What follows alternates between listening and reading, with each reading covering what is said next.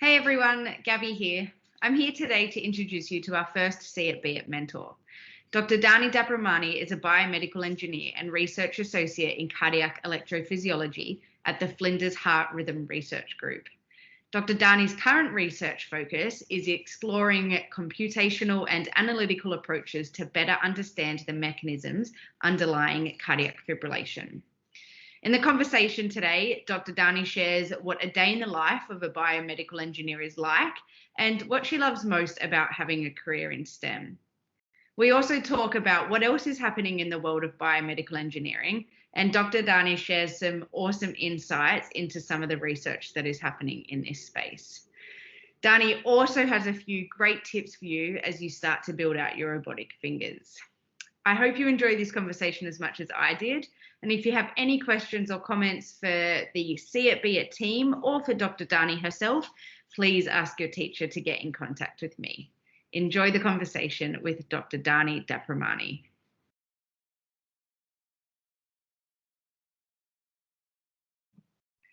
Thank you so much, Dhani, for joining us today for the first See It Be It Power Lunch. It is so cool to have you here, and it's so exciting to introduce you to the students who are watching this. I want to talk firstly about what is biomedical engineering. So for a bit of context, one of the awesome activities that the students will be doing this year, and it's actually their first module, is building a robotic hand. So I want to go into firstly, what is biomedical engineering and what tips do you have for the students listening right now who are about to jump into it maybe for the first time? Yeah, sure. First of all, thank you so much for having me. I'm delighted to be involved. I guess my take on biomedical engineering, really it's like any type of engineer you can think of, but just applied to the medical or health space. So like your civil engineer, we go and problem solve, try to innovate in our given sector, which is the healthcare space. But obviously, instead of building things like bridges and roads, we build things like artificial organs, robotic hands and limbs, like you guys will build later on, and just various medical technologies. So it's a really broad field. Outside of the innovation space, a lot of biomedical engineers also work in hospitals doing maintenance and tech stuff. So you'll see a lot of them around the hospital as well, fixing up equipment, stuff like that. Awesome. Did you always want to be a biomedical engineer, and is it something that you knew about when you were at school, or did you learn about it at uni, or how did you get into the field of biomedical engineering? Yeah, sure. So admittedly, this is probably a bit of a funny answer, but growing up, for the longest time, I had the aspiration, I guess, to help people. And I guess 6-year-old me thought medicine, doctor, saving lives, fits the bill. I'm going to be a doctor. That's what I'm going to do. But then as I grew up and got older, I really quickly started doubting whether I would be suited for that career. First of all, I'm squeamish as anything. And second of all, I think seeing the reality of, unfortunately, when I had been to the hospital and seeing what it actually was like, seeing sick people every day, and seeing my sister sort of go through med school and her experience, kind of was more and more convinced that this was not something for me, and I just did not have, I think, the right personality to be able to deal with that every day. So I guess this was in the middle of year 12, mind you, so I started frantically thinking about other things that I could potentially pursue. And so I sort of did some, I guess, digging into what my interests were, and one of the things I've always loved were things like problem solving. So I loved puzzles as a kid, always loved tech. My dad actually had one of the first computer labs in Bali, really random, but I used to kind of help him tinker away there all the time. And my favorite subjects were actually things like physics and maths, and I loved watching documentaries about, I don't know, maths is like the language of the universe and just things like that. But I think engineering never really appealed to me because I had this certain idea of what it was, which was the dude with the hard hat and the clipboard and, doing just boring things. So I never really thought it was a cool career to pursue. But in my kind of frantic searching, I started reading all the different course outlines for different degrees and things like this. And then I came across biomedical engineering, and it was that perfect marriage, it seemed, between all the things that I loved, the medical, the health space, and technology and maths and all of those things. I thought, why have I never heard of this before?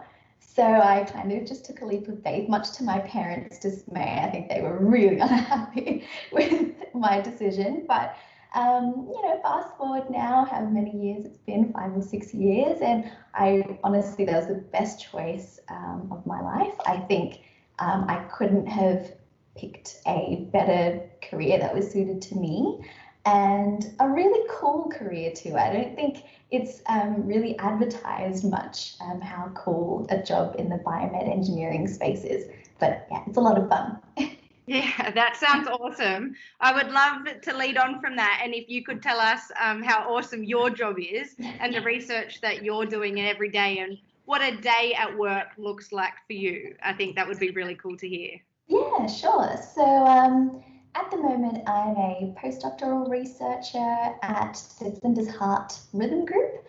Flinders Heart Rhythm Research Group, a long name.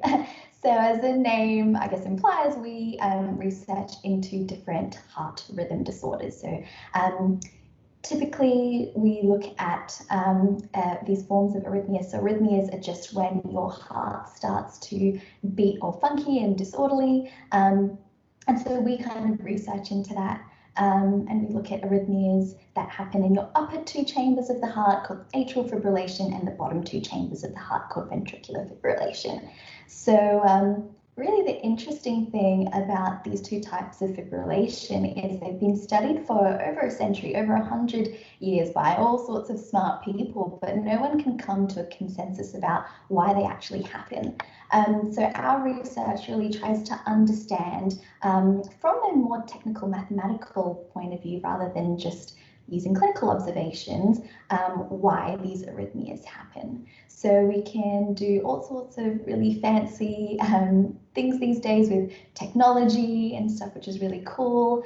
And we've actually developed this new framework to understand what's actually happening in the heart using maths, essentially, for the first time. So hopefully we're working on some technologies to then be able to treat these arrhythmias better, because unfortunately the success rate of treating them can be as low as 50%.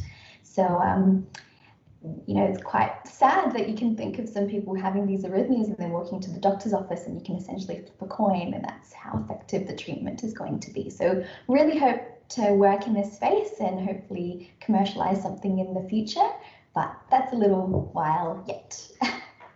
That sounds incredible, and it's so evident how your passions for the world of medicine and tech have come together in that space.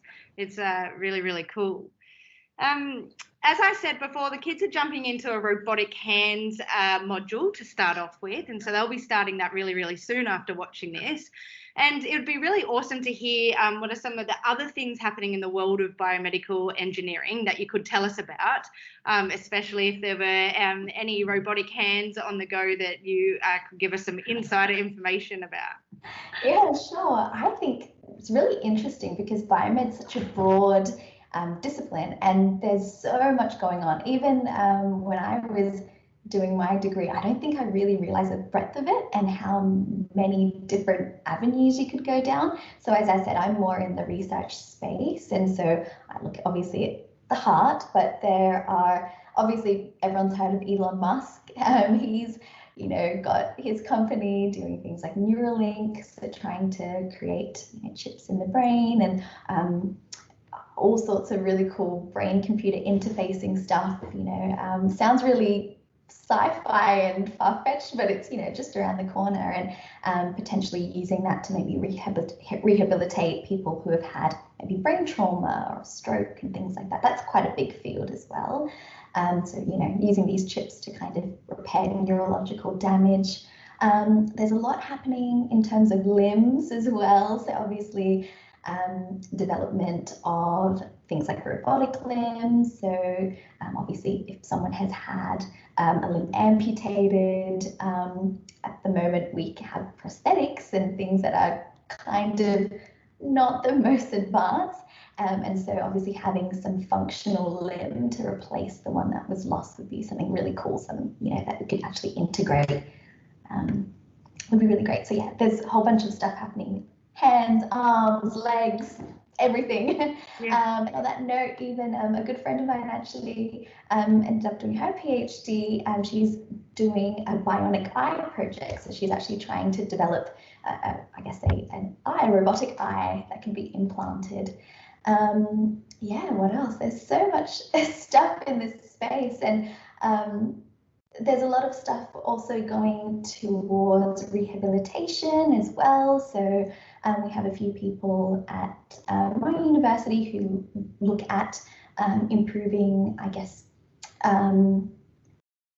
accessibility to things for people with disabilities. So for example, those with like tremors like Parkinson's or cerebral palsy, having technologies available to kind of rehabilitate them and get their motor skills going and stuff like that. There's so much cool stuff. I mean, I asked what's going on in the world of biomedical engineering, and I'm sure we could have that conversation for hours. The snapshot that you just gave us there just sounds incredible.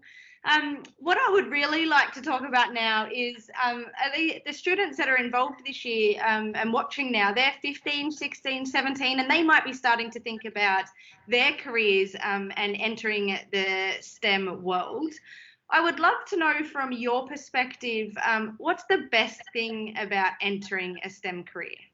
Yeah, that's a really good question, actually. I think I'm super passionate about preaching STEM to people, so I would probably talk about this all day, but maybe I'm a little biased, but I really think a STEM career is really like equipping you with problem solving skills. So it's really like you get a degree in just being an expert problem solver. And I think that's really cool because you can then apply those skills to whatever you're passionate about. It might not be, you know, making cyborgs and things like myself, but it could be, you know, the various different problems in society, like obviously climate change and being more sustainable is a huge, you know, area these days, a huge problem. Even things like having access to just you know, fundamental human needs like clean water and food and housing. And, you know, if there's any problem that you're passionate about solving, you can just essentially use your degree to, I guess, help innovate in that space. So I think, yeah, maybe it's a bit of a broad answer, but I really think that's what I think is really cool about a STEM career for me. I love that answer. I think it's super cool. Having the skills to problem solve is what everyone needs, especially for future success. I think it's awesome. To finish off here, do you have any tips at all for the students about to jump into Hey Robots, Give Us a Hand, and see it be it in general, or even any tips if any students want to pursue a career in STEM? Anything you wish you could tell your 15 or 16-year-old?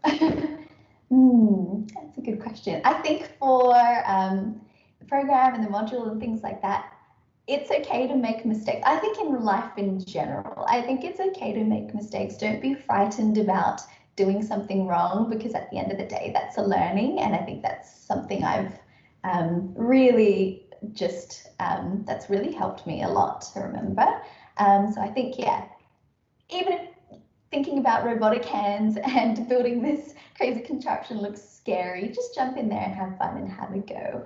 And I think it's the same about just, yeah, choosing a career in a STEM pathway in general. You know, you might try something out, it might not be the right fit for you in the first instance, or you might find that it's scary and you don't get it right the first time in uni, whether it's, you know, you end up not doing as great in assignments as you need to, but I don't think that should let you be discouraged. I think a lot of people, I think, have an idea that STEM is really hard, and that I think will push a lot of people away because they don't like the idea that something is hard. But I don't necessarily think it's a reason for you to not pursue a career just because it's difficult. Every career is going to have some aspect that's difficult, but if you love it and you're passionate about it, at the end of the day, that's going to greatly outweigh any difficulty that you encounter. So yeah, I don't know if that was a coherent answer, but I think I think that was perfect. Giving it a go is where we start. So that's so cool. And the students are about to jump into that right now. So thank you so much for joining us today for the first power lunch for the See It, Be It, for the Hey Robots, Give Us a Hand. It was so awesome to hear your insights about the study you're doing, but the broader world of biomedical engineering. So thank you so much for joining us today. Thanks so much for having me. It's my pleasure.